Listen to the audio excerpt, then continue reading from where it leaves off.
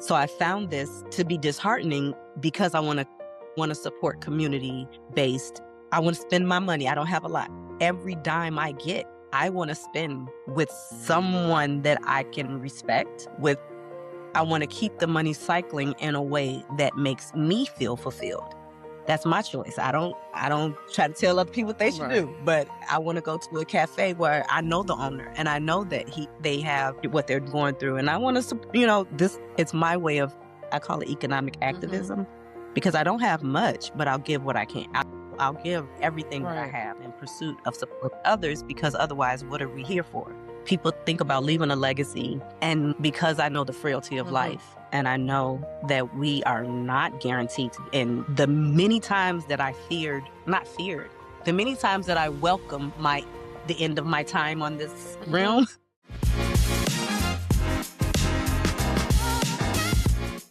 Greetings and welcome to the Elevated Flow podcast. I'm your host, Coach Flo, aka the Black Rowing Queen. The Elevated Flow podcast spotlights elite and everyday female athletes over 40, sharing how they elevate their game and their flow in sports, wellness, work, and life. These are powerful stories of strength, resilience, wisdom, and inspiration to help women stay active, age strong, and pass the torch to the next generation. Today, I have a very special guest with me, Miss Veronica Riley. Welcome to the Elevated Flow podcast. Well, thank you for having me. Thank you. Thank you for agreeing to come on. Of course. Okay, well, let me give you a formal introduction. Miss Veronica Riley is a purpose-driven executive, strategist, and creative whose approach to leadership is rooted in wellness, sustainability, and flow. Living with a pre-existing health condition reshaped how she defines productivity, success, rest, and guiding her towards a more intentional way of living and leading. As a neurospicy leader, we'll talk a little bit more about that as we go along. As a neurospicy leader, Veronica believes wellness is not a luxury, but a leadership strategy. She openly embraces practices that support focus, emotional balance, and pain management, including mindful cannabis use, yoga, water aerobics, hiking, and outdoor movement. These tools allow her to stay present, creative, and effective while honoring her body's needs. As a founder and COO and community builder, Veronica leads with clarity, compassion, authenticity, and modeling what it looks like when wellness is centered and flow is honored. Her journey reminds us that humane leadership begins with self-awareness and care. Miss Veronica Riley.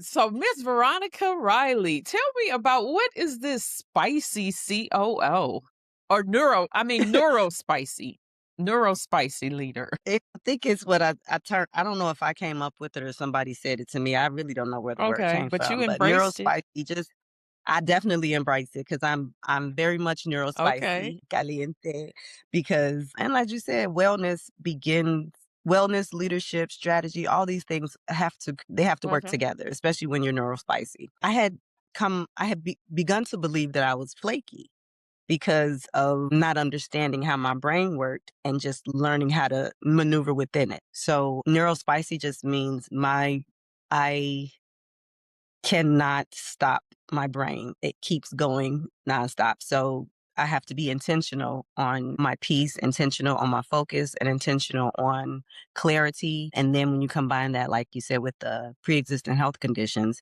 it is a combination of brain body. My brain and body have to have a symbiotic relationship. So movement, peace, calm, all of that externally helps with the mental. So I will take phone calls as I'm walking in the park and strategizing as I'm going in the outdoors, so that there's peace and calm as I can focus on what it is that I'm thinking about or talking about or working towards. So that's just a part of the neurospicy and how the physical helps to calm the mental. Mm. Okay. Thanks for that explanation. That's the first time I heard that. Yeah. Yeah, well, my brain continue it makes connections where others don't notice it.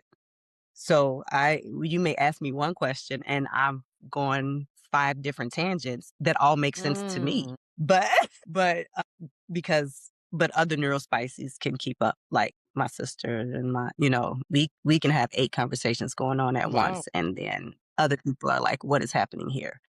But we can keep track. Got it. Got it. Got it. Now, speaking of your sister, I know you have what, three, right? I have 3 Three sisters, yes, sisters and one brother? and 1 One brother. brother. Okay. So I'm the you're baby. the baby. Yes. And I was telling my dad about you guys the other day. I love the relationship that you have with your sister. And if you're watching us on YouTube, you may notice the resemblance. She is the sister of my previous guest, Tina Riley. So, speaking of Big city. Miss Tina, you both have powerful health journeys. How would you describe the thread that connects those stories? That is very it is a I never thought of it like that. There is a fine thread there. I have dealt with health issues since the age of 18 with my first pregnancy. That's when my blood pressure started to get out of control.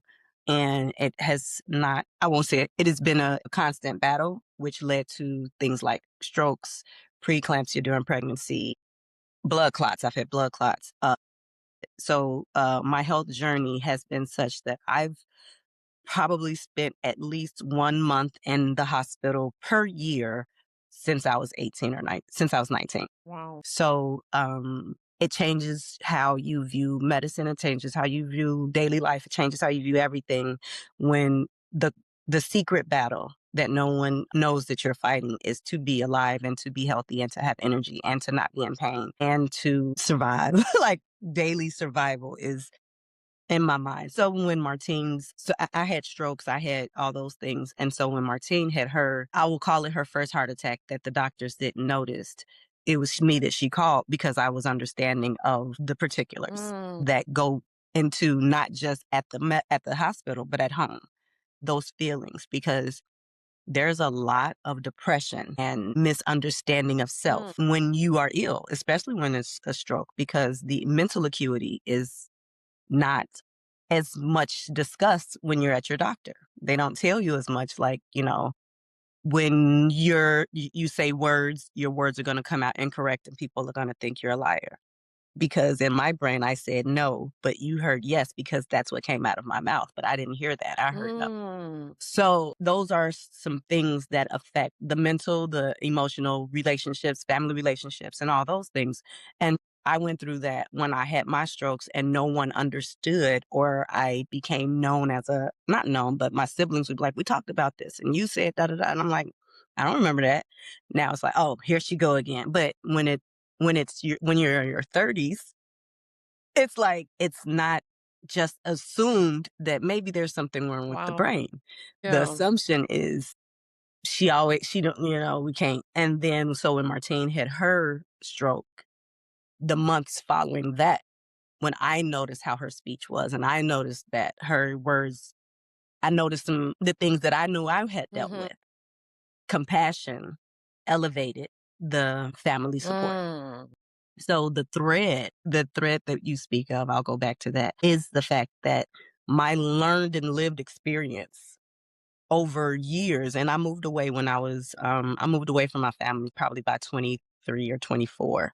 So I was 2 hours away from my family raising 6 children with my husband. So I had 6 children. Each pregnancy was more risky than the previous wow. one. And so pain management and all that kind of stuff. The life that I lived created the compassion within me. I say I was forged in fire, but I'm grateful for the fact that I was able to understand what Tina was going through when she was dealing with her issues, and then be an advocate for her understanding without even her knowing, just Mm, in with our mhm, family, to be able to. She didn't may seem like that, but your brain is different after such extreme physical mhm. trauma. The extreme physical trauma also translates into mental acuity. Wow. Wow. You're like, that's That a lot. that was So, really but deep because my aunt had a stroke. She may have had more than one, but she had a stroke, and I noticed how people refer to her and say certain things or whatever, and she understands and that it's dismissed. has something to do with the stroke, but there's a couple of things. There is one that still remains, and she'll say he instead of she, or vice Yes. versa. To me, that's the Yes. most distinctive one that I can remember. And there's a couple of other things that she does, but I think that her children may not understand like the long-term Yes. effects because I know at one Yes. time, they were thinking like, "Oh, she's faking it," or, "She's okay." Yeah. So that's so interesting to And hear it explained that way.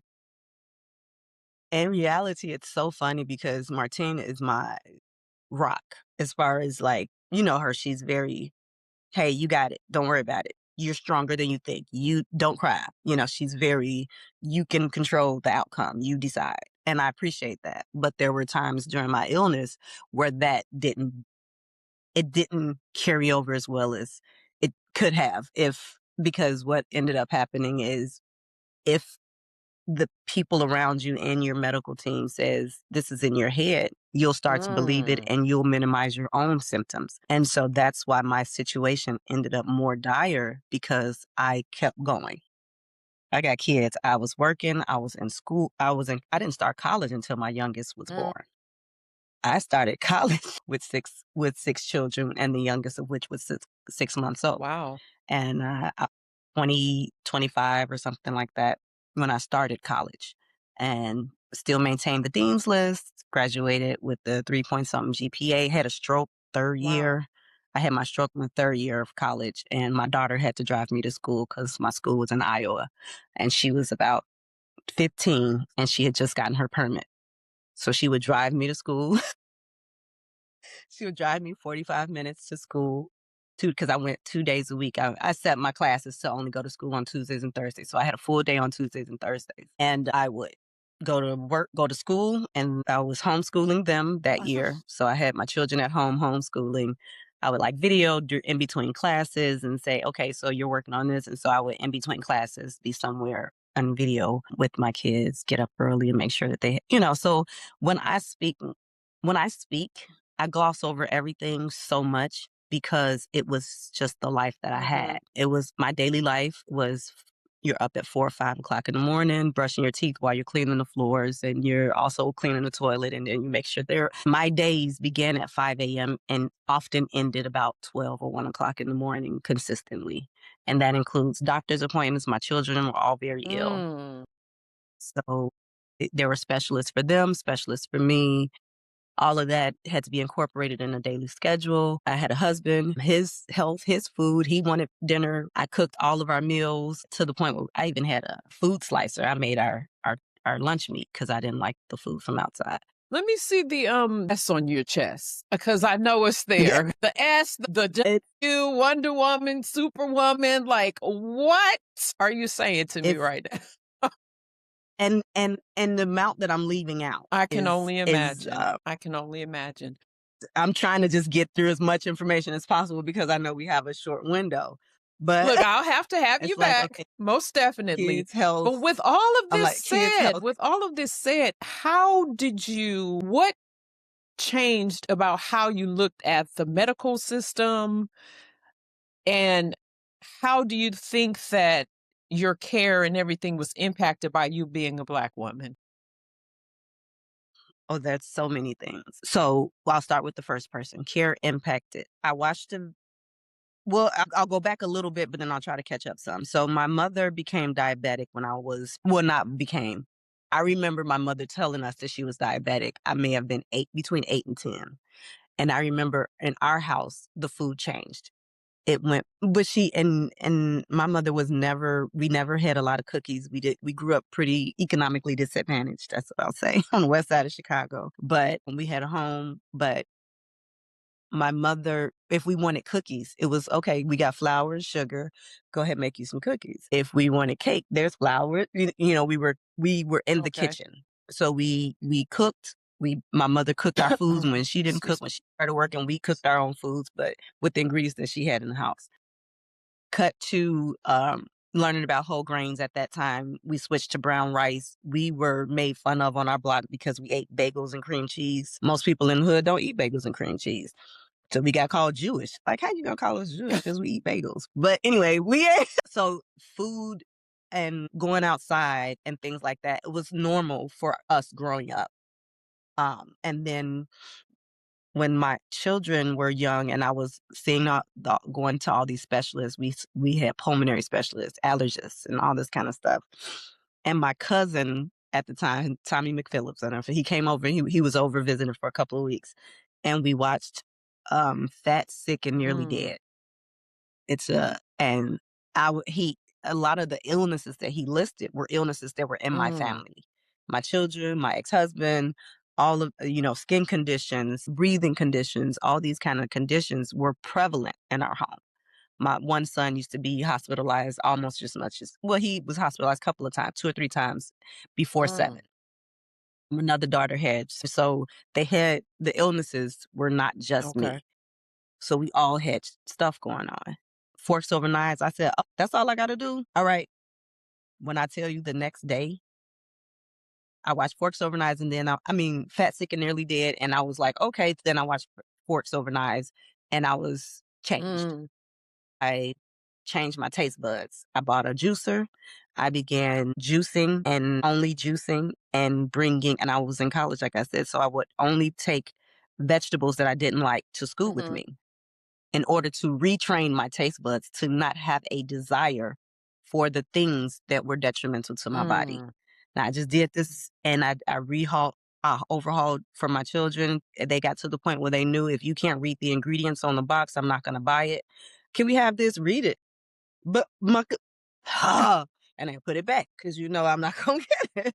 So, I changed our lifestyle Mm, at that point, which and we were already part of our homeschooling situation was I would do school from 6 a.m. to 12 when I didn't have school and make their snacks, make their breakfast, make their smoothies. I would make them juices, all types of things. And then we would go for the afternoon to the local, it's like a mhm, YMCA community mhm. center. And we would play racquetball and we would swim and we play Wow. basketball. So activity and healthy eating has to be a part of your life. It's a Mhm. lifestyle Absolutely. and if you incorporate it into your whole family and you figure out which foods increase your energy. You eat one thing and you feel sluggish afterward. Well, don't Right. eat that.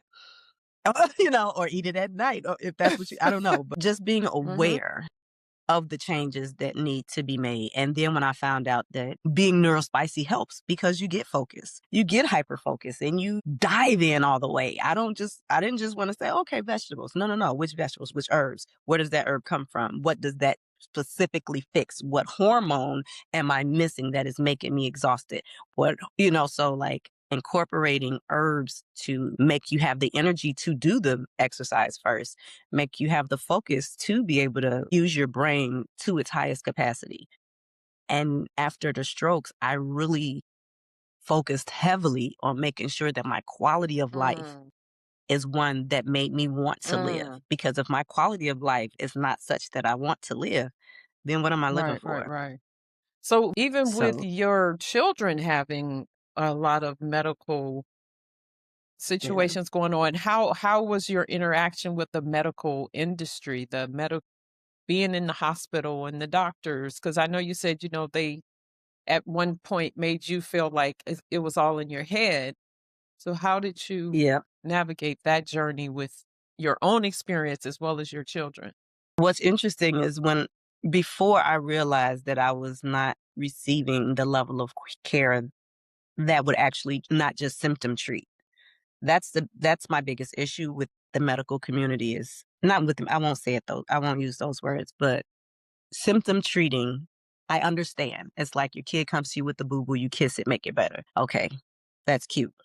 The reality is there are precursors that can stop this thing from ever Right, right, coming. right, And I don't want to treat the symptom. I want to find out why I have this right. symptom.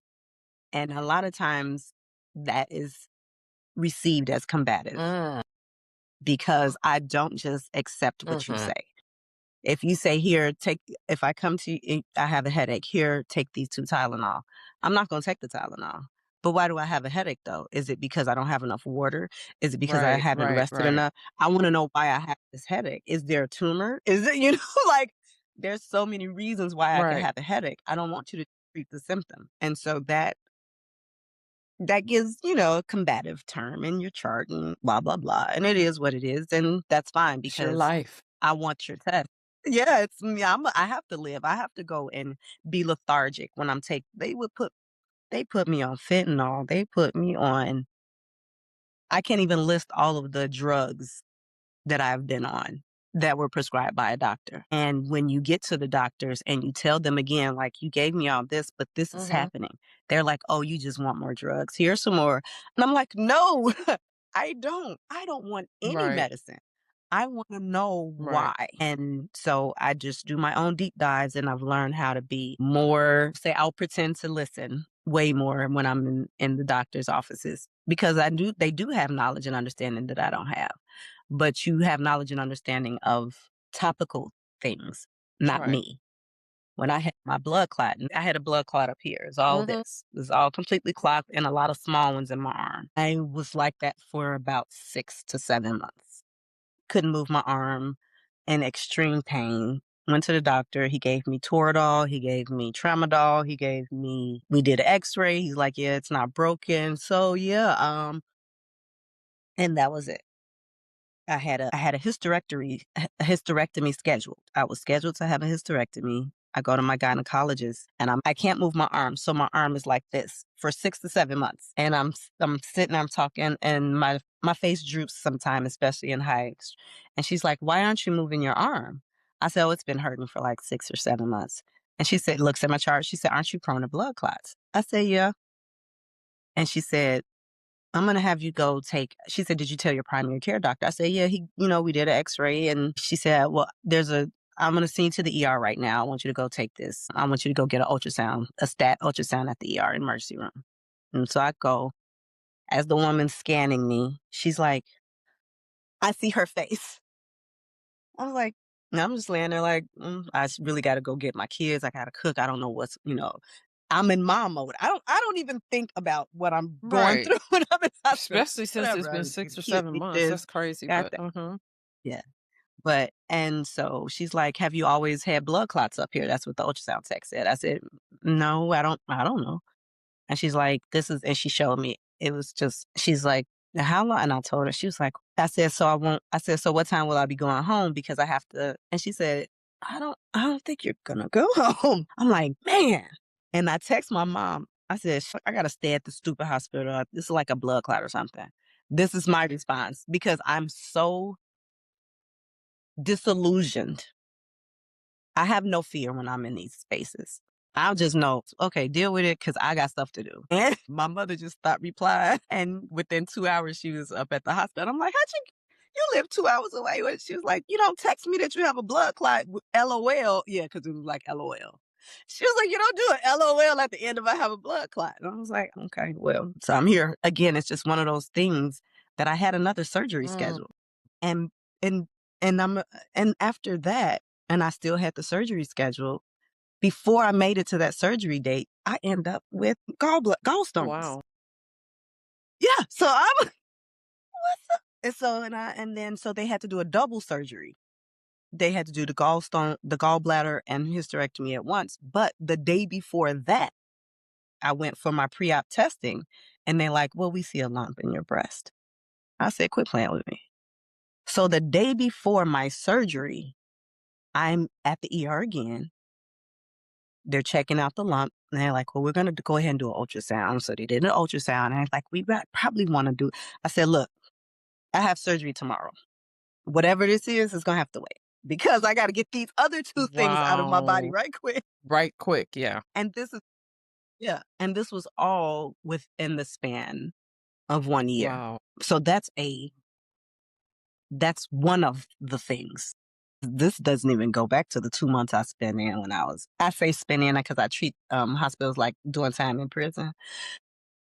So it's like I do my time and I do my time, I do what they tell me, then I go home and try to figure out the herbs that I need and the walk what I can do to not be on 30 Right, pills a right, day. right. If this does not say resilience, I mean, like the definition truly, truly of resilience and just pushing through, my goodness. So, how, with all of this going on, you end up going to school, getting a degree, you Mhm, are a COO of a company, you do all of this community work. mhm. How do you find the How does that time? happen? Like, are all of your children grown now? They are Okay. now. My youngest is 18 and my oldest is 27. I have 2 grandchildren now. I have a 2.5-year-old, Lonnie, and I have, a 4-week-old, um, grandch 2 granddaughters.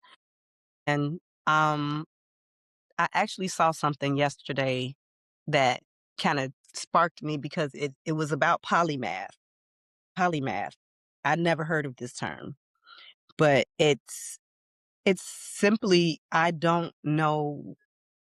And I took a test when I was at Northwestern University. I used to work for Northwestern University. And one of the tests that I took, they used to do all this development, a lot of professional development, Maslow's hierarchy, Maslow's needs hierarchy. And when I found out that I am not motivated by money, I'm not motivated by accolades, I'm motivated by community, Mm, I'm motivated by impact. And when I realized that that's what motivates me, it changed something in my head because of the fact that I have so many interests. I have so many things that I enjoy. I have skill set that I've acquired over being some type of in corporate somewhere since I was 12 years old. And then going to college after a corporate career really helped it like mash because I knew in real world application what all the information was that I was learning. And I found that I would go to businesses and I would like what they do or I like the owner or something like that. And but they didn't have the infrastructure for sustainability or even the infrastructure for customer service. Maybe you're great, but some right. areas, because you have a great idea, it does not automatically create a business owner. So I found this to be disheartening because I want to support community based. I want to spend my money. I don't have a lot. Every dime I get, I want to spend with someone that I can respect with. I wanna keep the money cycling in a way that makes me feel fulfilled. That's my choice. I don't try to tell other people what they should Right. do, but I wanna go to a cafe where I know the owner and I know that they have what they're going through, and I wanna this it's my way of I call it economic Mhm. activism because I don't have much, but I'll give what I can. I'll give everything that I Right. have in pursuit of support others because otherwise, what are we here for? People think about leaving a legacy, and because I know the frailty of Mhm. life and I know that we are not guaranteed to, and the many times that I feared, not feared, the many times that I welcome the end of my time on this realm, because it's been many times where I was like, well, I guess this is it. Let me guess. But I didn't think about how much money I had. I didn't think about name brand shoes or purses or handbags. I went back to the times at Peace by the Water. Mm. I went back to when me and my kids were playing or listening to them listening to them giggle from a different part of the house. That is something that is Mhm. priceless. And that is what you call back to when your life has done its thing. The culmination of your life is the smiles, it's the joy, and it's the love. And when you know that, you are for me, I'm purposeful and intentional and increasing that every day. Not wealth, because that's wealth. Every day, how much joy can I have? How much can I give? How many people can I support? How many people's lives can I change? And if it's one a day, that's a lot. If it's one a week, that's a lot. So my focus is making sure that my vessel is such that it can be of service and value to anyone that comes into my sphere. So that starts with wellness, with flow. If I'm in a good mood, if I have energy, if I'm smiling, then I can be of better service to my community, which is my children, my friends, my loved ones, all of that. They all benefit from Yeah. me taking care of myself.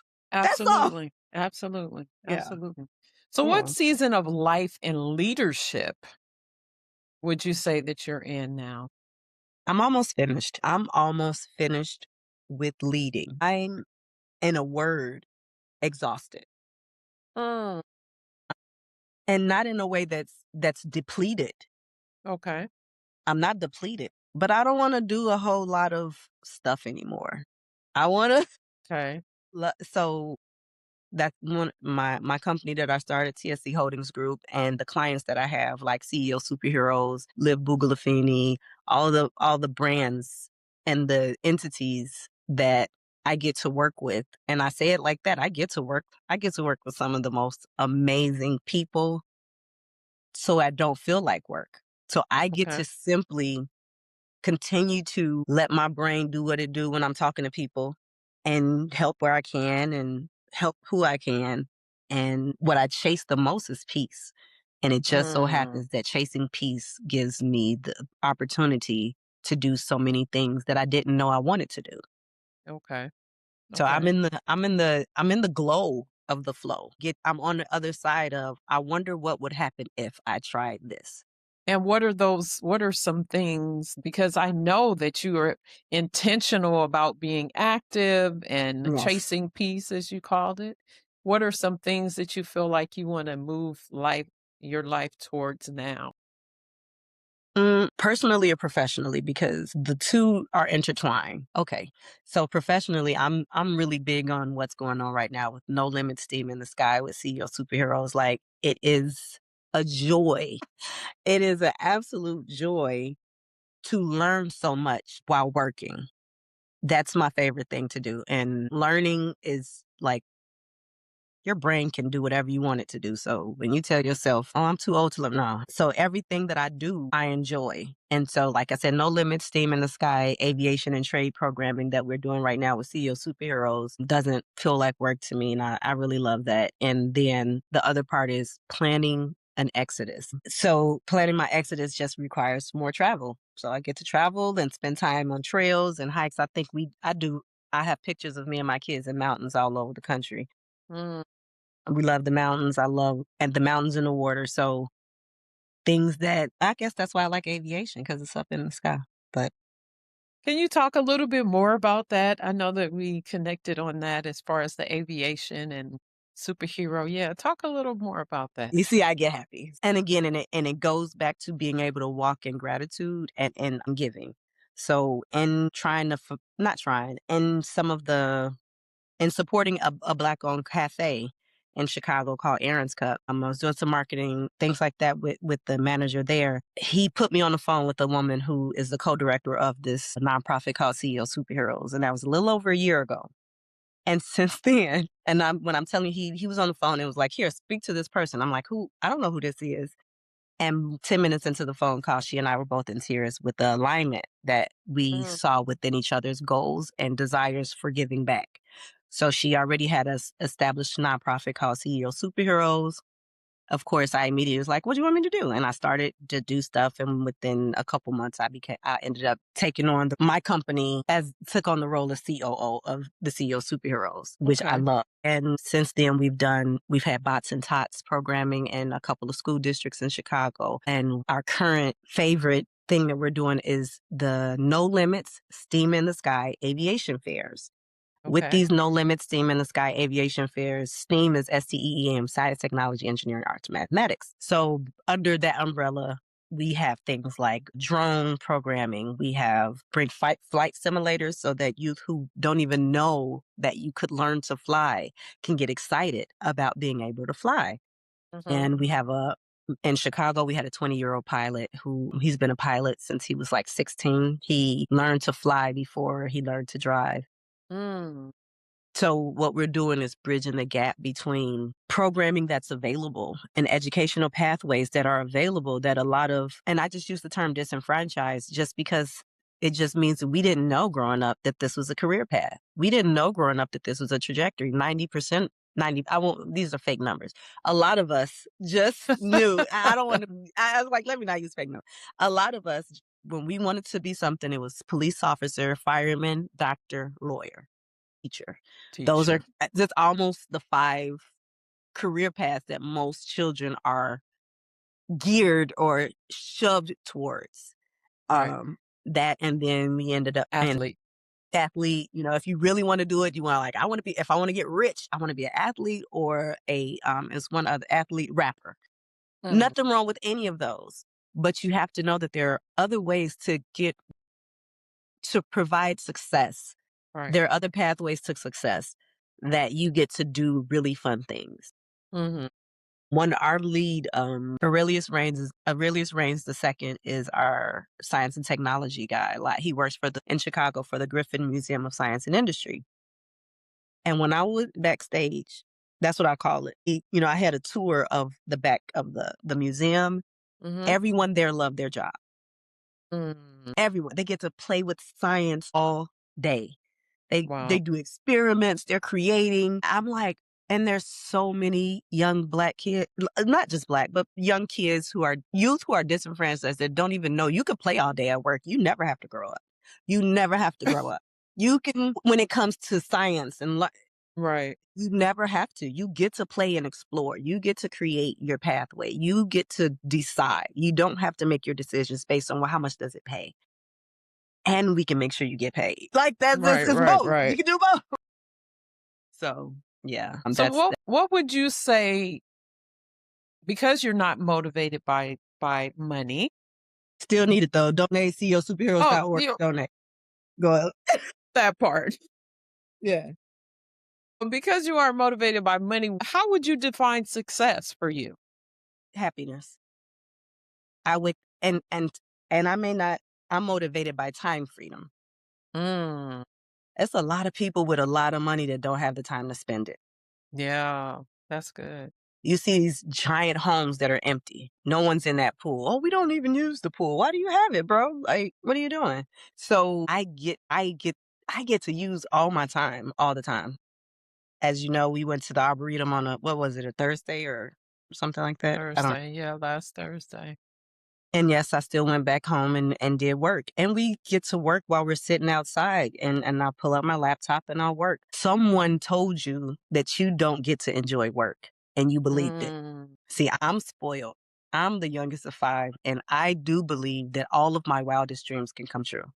wow, And I I love do that. believe, yeah, I'm a perpetual optimist. Despite every people, yeah, my sister had a heart transplant, but look at her, she fine, she all right. Yeah, my mother had a quadruple bypass right after that, but look at her, she's fine. And as long as we have them, we will love them. And the same for me. My children know that. Don't cry for me, because if I won't regret my life. Mhm. So I don't fear dying because I don't regret my life. That's good. That's beautiful.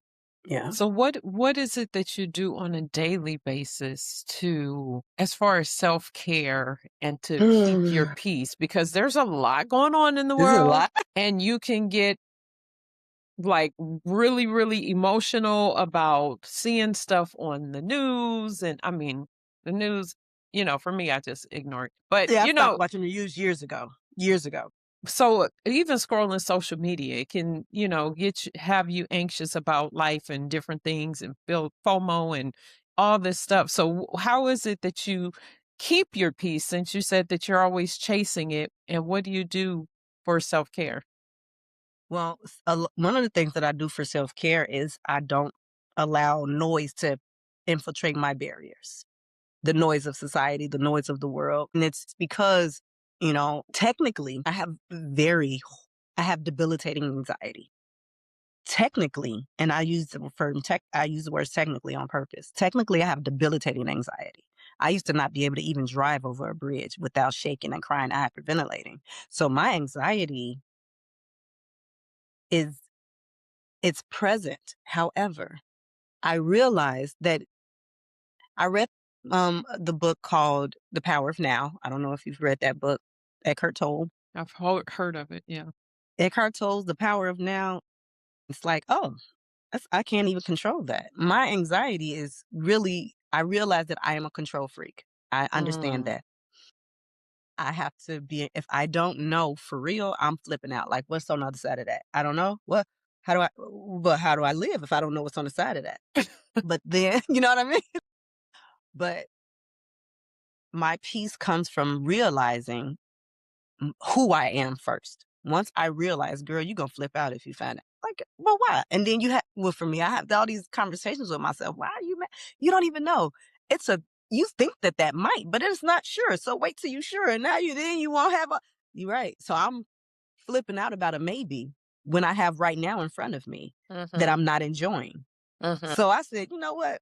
Okay, right now, oh, this is beautiful. Oh, this is Right. lovely. All that other stuff is of no consequence because I can't control it. I can't fix it. I can't break it. I can't fix it or break it. So why am I concerned about it? So anything that I personally cannot change is no longer in my sphere. You don't like me? Well, nothing I can do about that. Let's go over Right, here. right, right. You like me? Let's hang out. Like that's all. It seems so simple, Yeah. but people make it so complicated. Mhm. Yeah, I don't care who likes me or who doesn't, not because I don't care about people, but because I can't control that. Right, right, right. I will tell you that I had a small transformation when we Ooh, hung out last Thursday really? because you were walking around with your shoes off, and Mhm. usually you don't see us doing that, or many of us, not like in a public space. And I was saying to your sister, I was like, "Oh, I wish I could do that." And she was like, "But you can." Yeah. And she was like, "But you don't want to."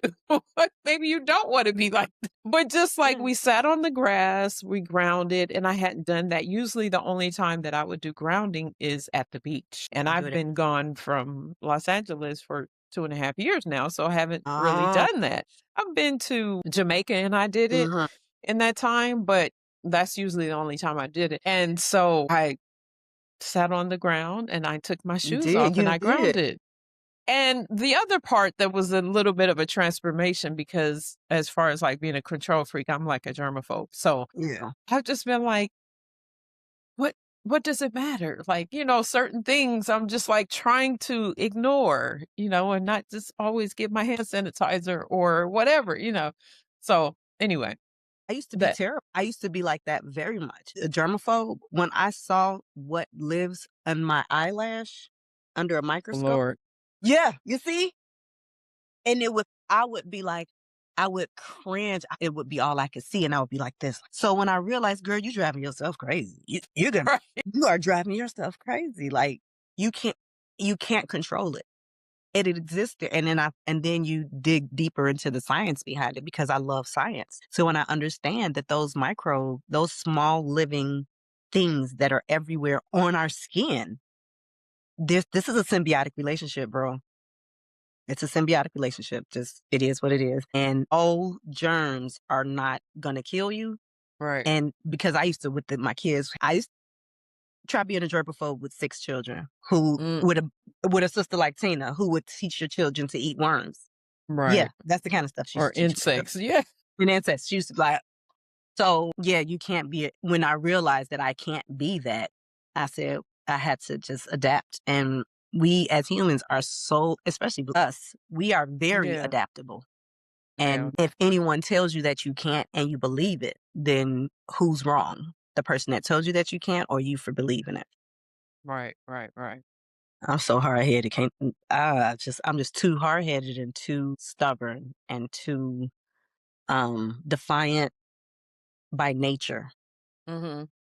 that I'm like, I can. They did it Right. and they Right. stupid. I could do it. Right. So we talked about a lot, and I say in the introduction that we talked about flow, and you use flow a lot as far as your flow, life flow. How Order. would you say that leaders in corporate America can help with leading and putting wellness and respecting mental health really build better teams and the morale of their employees by making that a priority instead of like a perk? You just said it. By making it a priority and not a perk. Quality of life should not be an afterthought. Quality of life should be a part of every strategic decision that any entity, organization, or person makes. For example, I have we have an outreach. Well, I won't even call it outreach. We have a thing, Boohoo Boohoo Bear does story time in the city. And as we're planning how to roll out some of it, and we're planning the capabilities of how many schools we can reach per week, or whatever the case might be. And one of the persons said, well, I could probably do 5 schools a week. A day, I mean, or do 5 days and every day at a different school. I said, nah, you don't want to do that. That's working 5 days a week. Who does that? If you are becoming your own boss, why would you create a path for yourself that is going to put you in different schools? Nobody knows where, all over the state, all over the city, 5 days a week.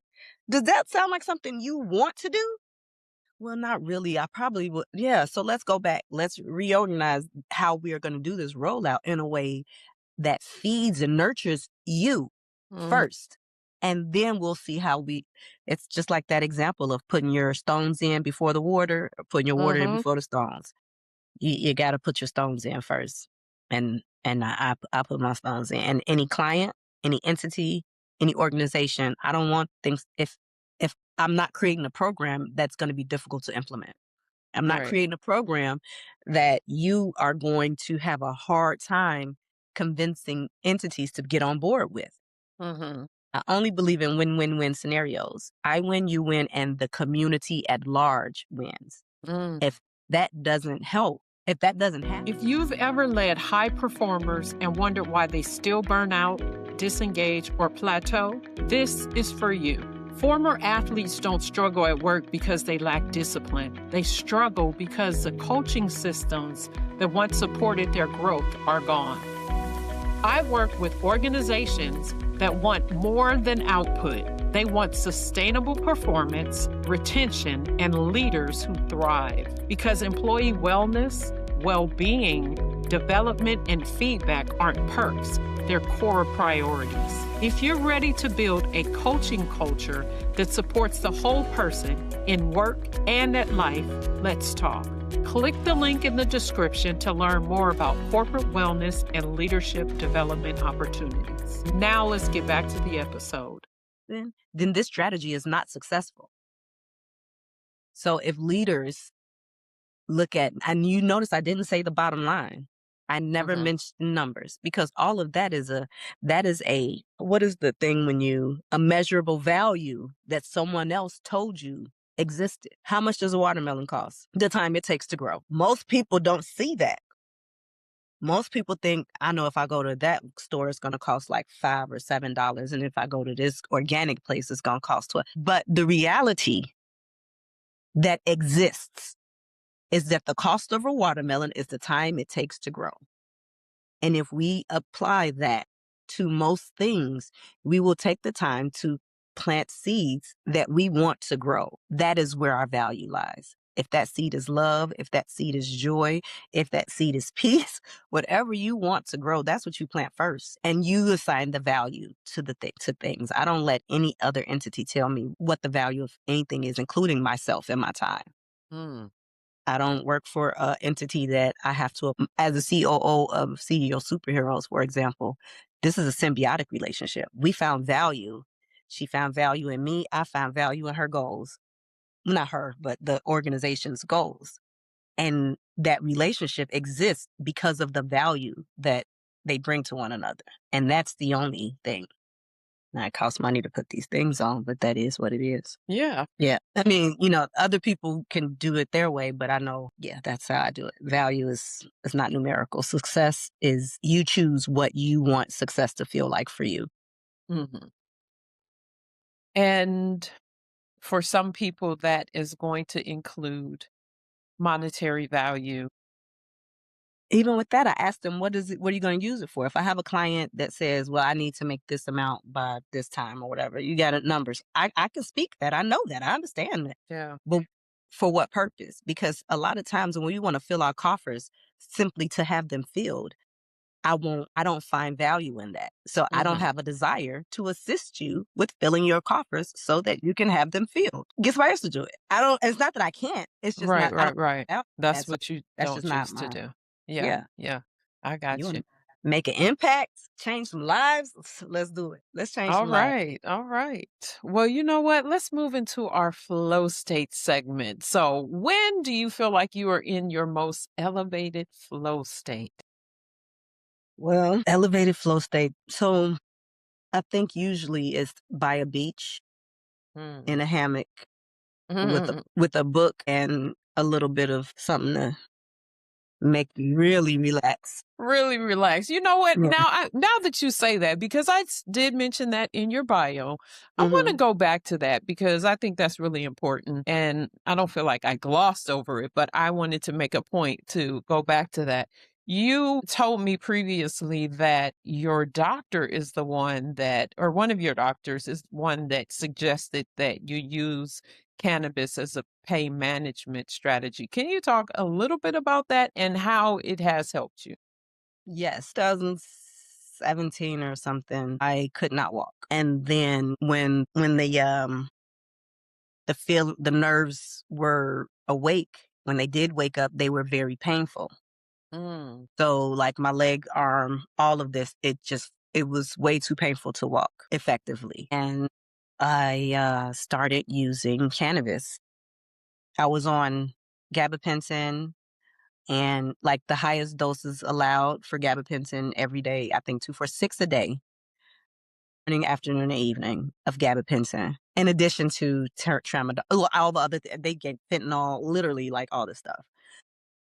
And I started using cannabis instead. And first I did both. And so I would use some cannabis and still gabapentin.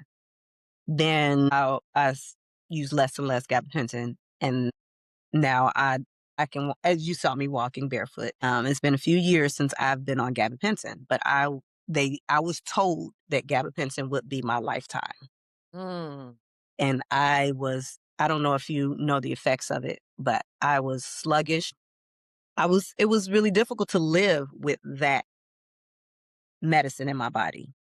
And my introduction to cannabis was by I went to Colorado first and would have conversations with the baristas is what I'll call them. I don't know. But because there's like, this is for focus, this is for pain, this is for depression, this is for anxiety. All of that exists in the cannabis world. And when I learned that, I was like, oh, okay, well, I need anxiety.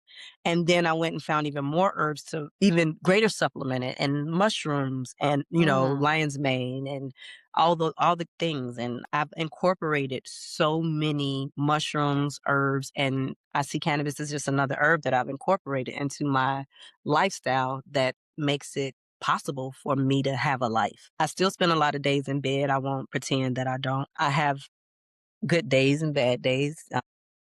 Long-term illness is just what it is. It's a lifetime of managing. Mm. But as you see, when I get tired, what I do, I sit down. When I get, if I, my work I work for myself primarily because I get to say, I don't feel like it today and I need Mm. to stay in bed. Or you know what? I'm just going to go for a walk. Whatever the case may be. I'm so grateful and I live in gratitude. And I say this all the time. My siblings and my mother, my family, being the youngest of this family is unique. So like someone asked me the other day, like, how I want the cheat code to your life. How do you get to, you travel and you work all the time. You travel and work all the time. That's all you do, but you seem so happy. And it's because the cheat code is you got to be the youngest in this family. Like, I don't know what to tell you. Like, and every part of my path is what built this life. A lot of people couldn't get through the first part. Mm. I can guarantee I don't know many people that can say, yeah, you could have done that. The 6 kids and the husband, like I found out in the hospital one day that I was in a situation that was detrimental to me. People walk around with pamphlets. Is this going on in your household? Do you have these issues? Is your partner, da, da, da? And I was like, I was in the hospital and I checked yes to 8 out of 10. And my daughter was sitting next to me. And I was like, and she looked at me and she just did, I told you. And I was like, crap, I gotta leave, Donna. I've been telling you that. So my health has increased tremendously since the divorce. Wow. And I don't blame anyone because the baseline of our communities is not healthy mentally and emotionally. So even when I'm in my counseling sessions, I still go to DV counseling sessions consistently. And I say, y'all want to say that, all these men are horrible and they're monsters and blah, blah, blah. I said, but if it's your normal, it's your normal. Everybody that eat bacon, fried, and fat, that is horrible. We know that. But it's people that's their normal, and they don't know that that is not how you should eat for a healthy Right. heart. Right. So, Right. and when I said that to her, she said, I never thought of it that way. I said, yeah, you calling people monsters. And who was like, so my dad was a monster? Yes, your dad was a monster too. You just didn't know. So here, Right. come, Right. let's Right. teach you emotional intelligence because you've never experienced emotional safety either. And that's the part that I get a lot of like, these men, no, I love men. I love everyone. And everyone who's broken needs to have the opportunity to seek repair. Right. But most of them are stunted at the emotional age of their trauma. And so Yeah. that's how you have all these other issues. And again, cannabis helps with that too. It's like just use cannabis. Not use it, but I'm just there's, joking. yeah, but well, mushroom therapy. I don't know if you've heard of that. Psilocybin therapy, great for depression. Mm, Great. okay. Because a lot of us, especially We'll all have of to us, talk more about that in the Patreon community. for sure. But our Yes. DNA is Yes. we got a lot of stuff going on that we need to heal as a community. Generational traumas. And one last question about your activity, your level of activity. How did or has water aerobics and what movement helped with your recovery and your peace? I know the benefits of Yeah. water, but yes, how has that played a That part in your recovery? my first time in water aerobics, I don't even think I was 40 yet. I was about 39, 38, something like that. And I'm the only one. And they all looking at you like, what are you doing in here? Like this is for and I'm struggling, but I couldn't, but the ability to move in water is greatly increased when you have joint pain. And my joints are like it's in nerve pain and joint pain, all that kind of stuff. Water, I can jump, I can kick. I can't do that outside of the water. I can't. In the water, I can move a lot and it increases my flexibility. This shoulder was really bad late, early last year, but that's just, I'll get a flare up of extreme inflammation and pain and da da da. And so I started water aerobics again and just in there and I can almost, yeah. So like it has so many benefits. The flexibility, increase in flexibility and movement that you didn't even know you could do. You could do it in the water. Right, right, And then right. as you practice it in the water, when you come out, it's just a little bit looser. So yeah, I love aqua aerobics. When we got here I'm in Texas. I live in Chicago. I just got here that day we met and we went to aqua aerobics first. The day Mm, before or something like that. I don't okay, but we went to aqua aerobics as soon as I got off the plane. okay, Yeah. okay. I love aqua aerobics. Awesome. Well, you know what? We're going to move into our last segment, which is passing the torch. Mm. Now, I know that you said that your kids love being active. They love the mountains. You guys do hiking and playing basketball and all the different sports that were available at the community center. And before that, did you homeschool your children all the way through high school? Some of them. Yep, there's Okay. 6. So it just the years past, my oldest daughter from 8th grade, after she went to school until 8th grade and then homeschooled the rest. The second boy went to school until 6th grade and then homeschooled the rest. The third boy went to school until 4th grade, homeschooled the rest. And then the final 3, I homeschooled for most of their beginning years, but then they ended up going back into school once we moved back to the Chicagoland area. So they did finish in school, Okay. but the oldest 3 finished with me. Okay. And then you also said that, you changed the way you're eating. I will say that fork over knives is what made me become a vegan Really? complete. I was a pescatarian for 24 years before that, Mhm. but after fork over knives, I was like, "Okay, Imma give it Yeah. all up." I eat everything now. I'm no longer that committed. Well, I won't even say committed. I'm committed to my quality of life. Okay. That's what I'm committed to. So, but I eat whatever I want. Like, but I just prefer vegetables. Yeah, I eat what I yeah, want, but I prefer vegetables. And like, I put sugar in my coffee, but it's like agave nectar. I use natural. I eat yeah, naturally. I think naturally is the thing that makes me feel better, even if it's meat.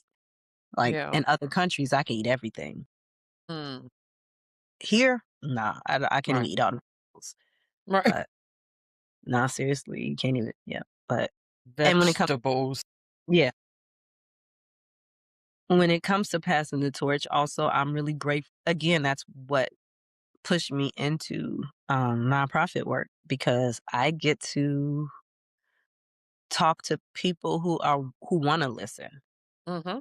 I think one of the hardest parts about having something to share, especially when you think about any educator, um, nonprofit, a lot of these things they have on this program, they're like, we need people to fill up these seats. So I'm really grateful that I have a lot of people that are a little bit younger than me that are in my life that watch me because I'm not big on like, hey, you need to do this. You should do this. This is what I don't do that because I know what works for me.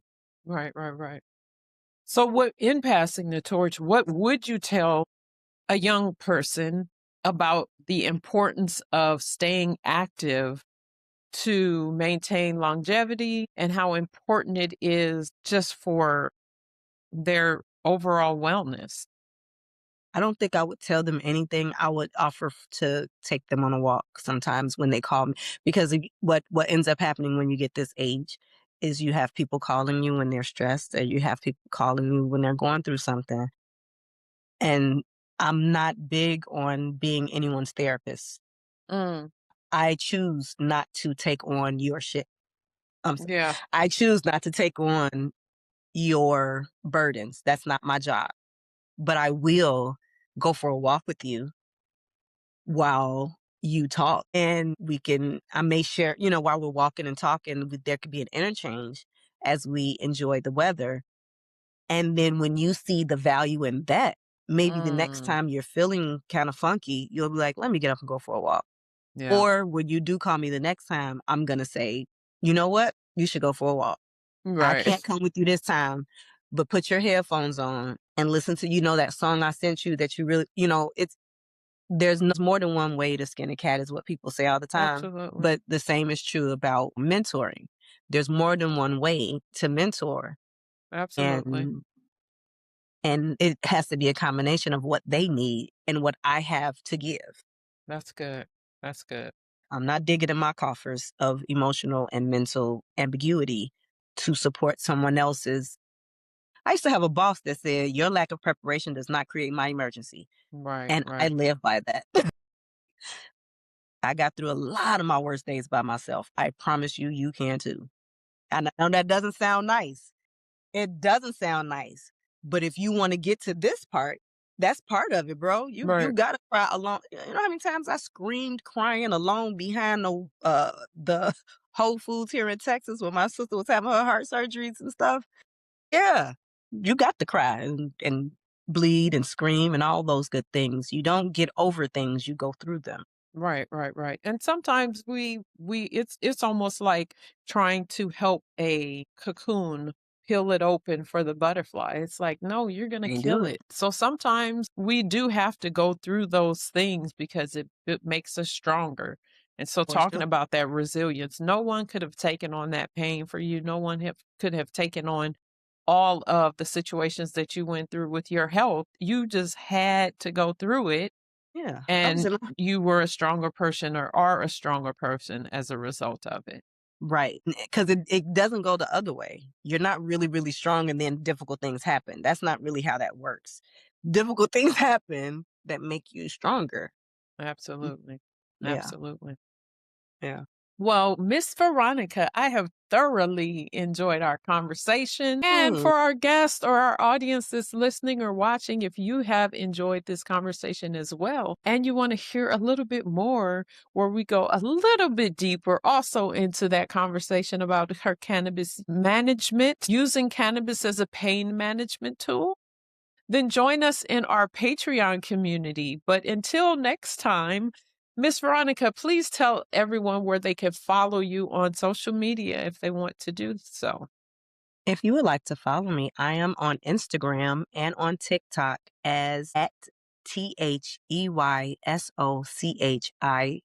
THEYSOCHICAGO, They So Chicago on Instagram and TikTok. But if you really care, please go to ceosuperheroes.org because that's where you're needed the most. ceosuperheroes.org. Our events, volunteer, donate, please donate.